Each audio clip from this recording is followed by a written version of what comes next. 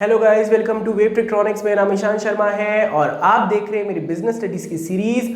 और इस सीरीज में आज जो हमें शुरू करना है दैट इज ऑर्गेनाइजिंग। और ये आज आपका न्यू चैप्टर हम लोग शुरू कर रहे हैं और ये है इसका पार्ट फर्स्ट। और आज के पार्ट में हमें जो क्लियर करना है that is what is organising. Organising क्या होता है, इसके फीचर्स क्या क्या हैं और इसकी इंपॉर्टेंस क्या क्या है। तो चलिए गाइस, अपनी वीडियो को शुरू करते हैं।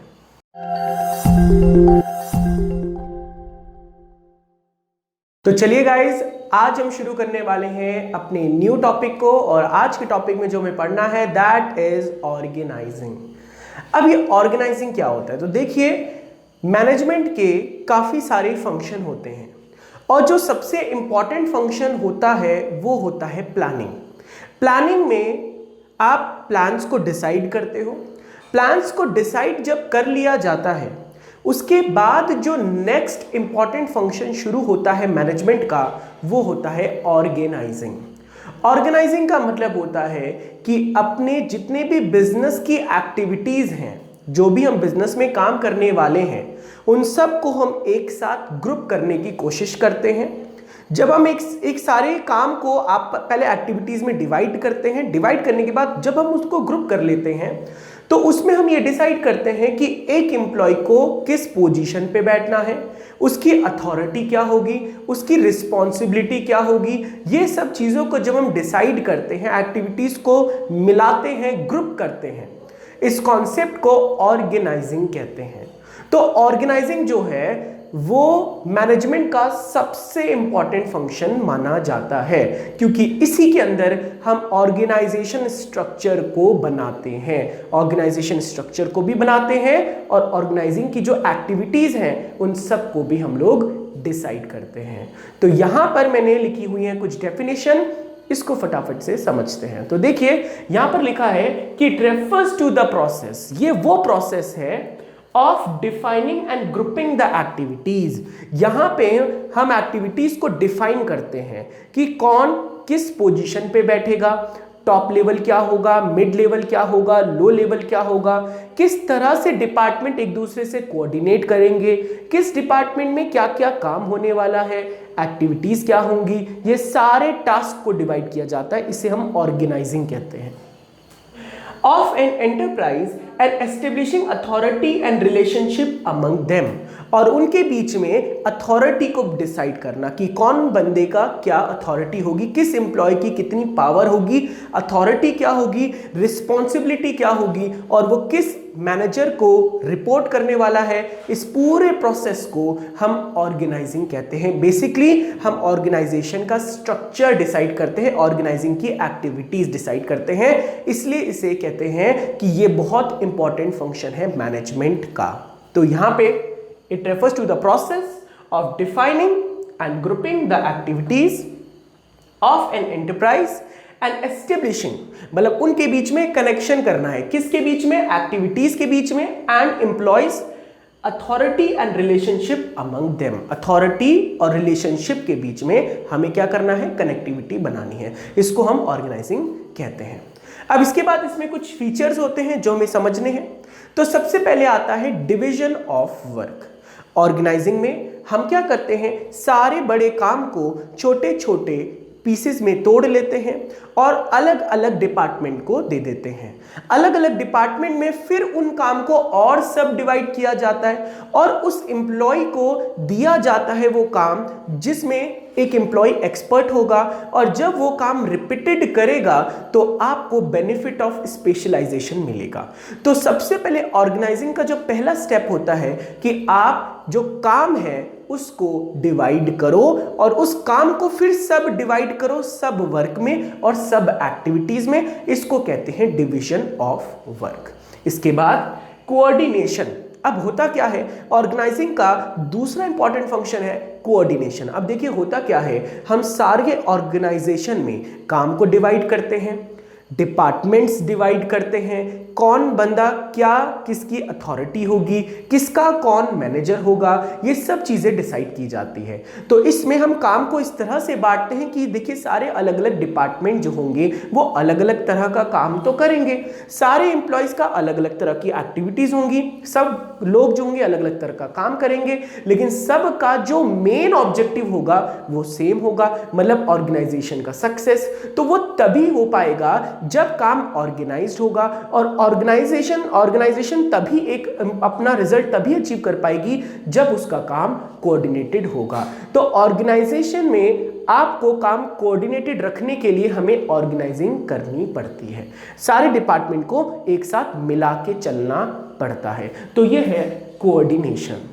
इसके बाद आता है प्लैरिटी ऑफ पर्सन। प्लैरिटी ऑफ पर्सन का मतलब होता है कि एक ऑर्गेनाइजेशन जो होता है वो सिंगल आदमी के एफर्ट से नहीं चल सकता, ना बन सकता है।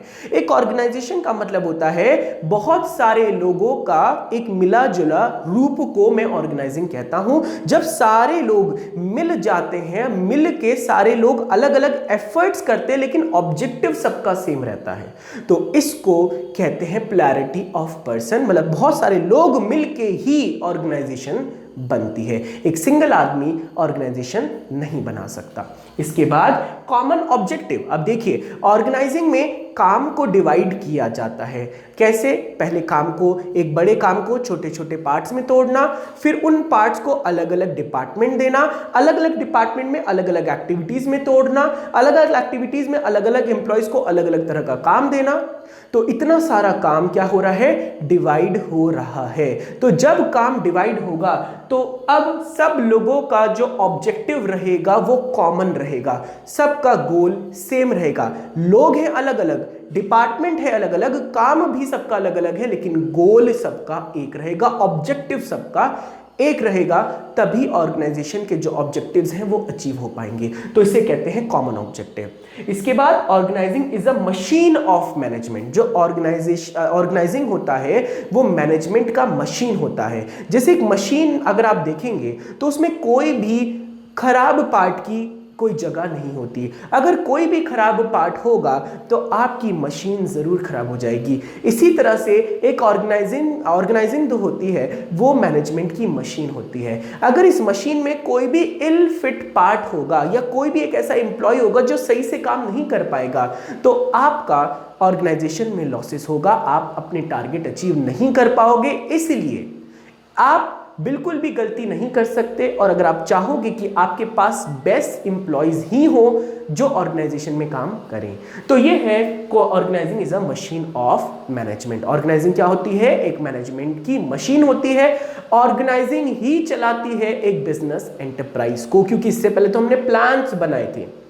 प्लान से आपकी ऑर्गेनाइजिंग नहीं चलती, ऑर्गेनाइजेशन जो चलती है वो ऑर्गेनाइजिंग से चलती है। तो ये बहुत इंपॉर्टेंट फंक्शन होता है मैनेजमेंट का। आई होप आपको ये फीचर्स अच्छे से क्लियर हो गए होंगे। आप तब तक इन कुछ पॉइंट्स को पॉज करके वीडियो इनको नोट डाउन कर सकते हो। आई होप आपने ये जो पॉइंट्स हैं ये नोट डाउन कर लिए होंगे वीडियो को पॉज करने के बाद। अब हम समझते हैं इसकी कुछ इंपॉर्टेंस, क्योंकि देखिए ऑर्गेनाइजिंग की कुछ फीचर्स भी होता है और कुछ इंपॉर्टेंस भी होती है, मतलब इसमें क्या इतनी इंपॉर्टेंस है कि इसे हमें यूज करना चाहिए। तो समझ लेते हैं बेनिफिट ऑफ स्पेशलाइजेशन। ऑर्गेनाइजिंग से हमें एक काम को करने का सही तरीका मिलता है। जैसे देखिए एक ऑर्गेनाइजेशन में काम को बांटा जाता है, अलग अलग डिपार्टमेंट को दिया जाता है, अलग अलग डिपार्टमेंट में काम को और सब डिवाइड किया जाता है, और एम्प्लॉयज को चुना जाता है उनकी कैपेबिलिटीज के अकॉर्डिंग जो काम कर सकते हैं। जब हम एम्प्लॉयज को वो काम देंगे उनकी पसंद का और वो काम उसको बार बार करेंगे तो क्या होगा? वो अपनी फील्ड में एक्सपर्ट हो जाएंगे, वो यूटिलाइजेशन करेंगे इफेक्टिव तरह से, काम को सही तरह से करेंगे और लॉसेस जो होंगे कम से कम करने की कोशिश करेंगे। इससे क्या होगा? आपके एम्प्लॉयज हाईली स्पेशलाइज्ड हो जाएंगे। इसको कहते हैं benefit of specialisation. I hope आपको इसकी इंपॉर्टेंस क्लियर हो गई होगी। इसके बाद आता है क्लैरिटी ऑफ वर्किंग रिलेशनशिप्स। अब इसका क्या मतलब होता है? तो देखिए ऑर्गेनाइजिंग में काम को डिवाइड किया जाता है। जब काम को डिवाइड किया जाता है तो उसमें यह भी बताया जाता है कि किस एम्प्लॉय की क्या रिस्पॉन्सिबिलिटी होगी, अथॉरिटी क्या होगी, delegation of responsibility and authority क्या होगी, ये सब चीजों को डिसाइड किया जाता है और यह भी बताया जाता है कि एक एम्प्लॉय को किस मैनेजर को रिपोर्ट करना है। तो यहां पे क्या होता है, जितने भी आपके रिलेशनशिप्स होते हैं उनको क्लैरिटी मिल जाती कि कौन किसका बॉस होगा, कौन किसके एम्प्लॉयज होंगे। तो इससे आपको दूसरा जो इंपॉर्टेंस मिलता है वो मिलता है क्लैरिटी ऑफ वर्किंग रिलेशनशिप, किसका क्या रिलेशन होगा किसके साथ, ये पता चलता है ऑर्गेनाइजिंग से। Optimum utilisation of resources, obvious सी बात है, अगर आपका काम डिवाइड होगा, काम सिस्टमैटिक तरीके से होगा, तो आप ऐसा कोई काम नहीं करेंगे जो रिपीटेड काम होगा, क्योंकि आपने पहले ही सारे काम को डिस्ट्रीब्यूट कर रखा है, सारे लोगों को काम पहले ही बता रखा है किसकी क्या रोल है, रिस्पॉन्सिबिलिटीज क्या है, कौन किसको रिपोर्ट करेगा। तो इस केस में आपका कोई काम रिपीट नहीं होगा। दूसरी बात, ऐसा कोई भी काम नहीं होगा जो छूटेगा नहीं। तो जब आपका कोई काम छूटेगा नहीं, दूसरी बात कोई काम रिपीट नहीं होगा, तो आपका काम हाईली एफिशिएंट तरह से होगा, रिसोर्सेज की बर्बादी नहीं होगी। जब रिसोर्सेज की बर्बादी नहीं होगी तो क्या होगा, ऑप्टिमम यूटिलाइजेशन ऑफ रिसोर्सेज होगा, क्योंकि आपका मैन, मशीन, मटेरियल, मनी का सही तरह से यूज होगा। तो इसे कहते हैं optimum utilisation of resources. Adaptation to change. अब आपको पता है कि आपके ऑर्गेनाइजेशन में अगर सपोज करिए कोई चेंज आया है, बिजनेस एनवायरनमेंट बदला है, या कोई भी आप चेंज लाना चाहते हो, कोई टेक्नोलॉजिकल अपग्रेडेशन लाना चाहते हो, तो आप उसको बहुत आराम से अपने डिपार्टमेंट को कोऑर्डिनेट कर सकते हो, अपने एम्प्लॉयज को ट्रेनिंग दे सकते हो, जिससे कि वो अपने चेंजेस को ला सके अपनी ऑर्गेनाइजेशन में और वो मीट कर सके अपने नए चेंजेस के साथ। ये होता है अडैप्टेशन टू चेंज।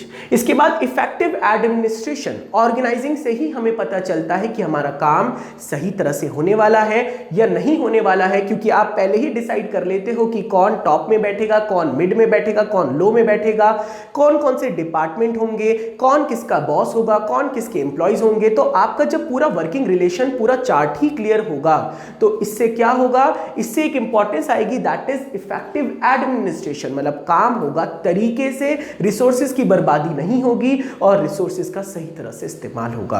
आपके बिजनेस की जो ऑब्जेक्टिव्स है पूरी तरह से आप 100% एफिशिएंसी के साथ अचीव कर पाओगे। इसे कहते हैं इफेक्टिव एडमिनिस्ट्रेशन। इसके बाद development of personal. Development of personal का मतलब होता है कि ऑर्गेनाइजिंग में हम काम को डेलीगेट कर देते हैं। अब delegate of authority and responsibility का क्या मतलब होता है कि एक मैनेजर क्या करता है, जो इंपॉर्टेंट वर्क होते हैं वो अपने आप करता है और जो लेस इंपॉर्टेंट वर्क होते हैं वो एम्प्लॉयज में बांट देता है, और एम्प्लॉयज को कह दिया जाता है कि ये तुम्हारा काम है, ये तुम्हारी रिस्पॉन्सिबिलिटी और अथॉरिटी भी हम तुमको देते हैं। अब इससे क्या होता है, जो एम्प्लॉयज होते हैं वो खुद बढ़ चढ़ के काम करते हैं, अपने फैसले खुद लेते हैं। कब कौन सा फैसला लेना है वो मैनेजर से नहीं पूछते, उन्हें खुद ही सारे फैसले लेने पड़ते हैं। इससे क्या होता है, उन एम्प्लॉयज का डेवलपमेंट होता है, उनकी सोच बढ़ती है और उनकी मैनेजरियल कैपेबिलिटीज भी इंक्रीज होती हैं। तो इससे होता है डेवलपमेंट ऑफ पर्सनल ऑर्गेनाइजिंग से। अब इसके बाद आता है एक्सपेंशन एंड ग्रोथ। अगर आपको अपने बिजनेस में कोई भी एक्सपेंशन या ग्रोथ लाना है तो वो तभी हो पाएगा जब आपका इफेक्टिव ऑर्गेनाइजिंग होगा, जब आपका स्ट्रक्चर जो होगा सही तरह से बना हुआ होगा। तो आपको कभी भी एक्सपेंशन करना है, कभी भी ग्रोथ करनी है, तो आपको कभी भी कोई प्रॉब्लम नहीं आने वाली। तो ये होते हैं कुछ features and importance. I hope आपको ये फीचर्स एंड इंपॉर्टेंस अच्छे से क्लियर हो गया होगा। तो मैं आपको थोड़ा सा टाइम दे रहा हूं, आप इसको फटाफट से नोट डाउन कर लीजिए। आई होप आपने ये जो पॉइंट्स हैं ये अच्छे से नोट डाउन कर लिए होंगे। आई होप आपको ये फीचर्स, ऑर्गेनाइजिंग की डेफिनेशन एंड इंपॉर्टेंस क्लियर हो गई होगी। इसमें बहुत ज्यादा इंपॉर्टेंस इसलिए कही जाती है क्योंकि ऑर्गेनाइजेशन का जो बेस होता है वो ऑर्गेनाइजिंग होती है। इसको एक चीज भी कहा जाता है, देखिए यहाँ पे लिखा हुआ है, organising has the same importance. Organising की वही इंपॉर्टेंस है for the management as a structure of bones in a human body. कि जैसे इंसानों के शरीर में हड्डियों की महत्व है, जो हड्डी होती है वो हमारे पूरे शरीर को संभालती है, उसी तरह से ऑर्गेनाइजिंग जो होती है वो पूरे ऑर्गेनाइजेशन को संभाल के रखती है। इसके बाद it is a very important function of management. और ये जो ऑर्गेनाइजिंग है ये बहुत इंपॉर्टेंट फंक्शन होता है किसका, मैनेजमेंट का। आई होप आपको मैनेजमेंट का जो ऑर्गेनाइजिंग वाला पार्ट है वो अच्छे से क्लियर हो गया होगा। अगर आपको आज का टॉपिक अच्छे से क्लियर हो गया है तो आप इस वीडियो को अपने दोस्तों के साथ जरूर शेयर करिए, जिससे उनके भी बिजनेस के कॉन्सेप्ट अच्छे से क्लियर हो पाए। अगर आपको आज की वीडियो में कोई भी प्रॉब्लम आई है तो आप इसको कमेंट सेक्शन में लिख सकते हैं या आप हमको ईमेल भी कर सकते हैं। अब इसके बाद हमें इसके नेक्स्ट पार्ट में मिलना है। Till then bye bye.